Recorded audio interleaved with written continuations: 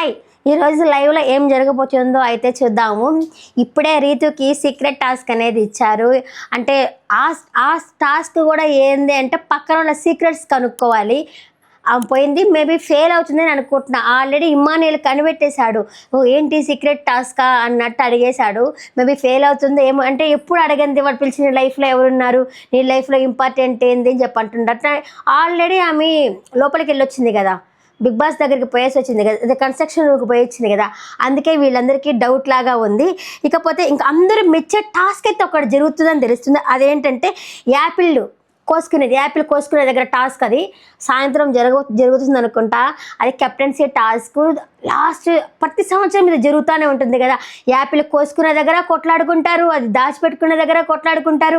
Last సీజన్లో ఒక Apple ఒక్కటే మిగిలితే దానికోసం కొట్లాట్లు జరుగుతాయి, ఫుల్ కొట్లాట్లు. అదే ఈరోజు సంజన శారీ కట్టింది కదా, ఇమాని అంటున్నాడు, నాకు ఏదైనా గొడవలు ఉంటే చెప్పండి బిగ్ బాస్, మా అమ్మకి శారీ కట్టింది ఈరోజు అనేసి. ఫుల్ గొడవలు ఉండే టాస్క్ అయితే జరుగుతుంది అనుకుంటా బిగ్ బాస్ హౌస్లో. దీనికి 3 టీములుగా అయితే డివైడ్ చేశారు. అది blue team, red team, black team అని 3 టీములుగా అయితే డివైడ్ చేస్తారు. రెడ్ టీంలో వచ్చేసి కళ్యాణ్, పవన్ కళ్యాణ్, రాము, భరణి గారు, హరీష్ ఉంటారు.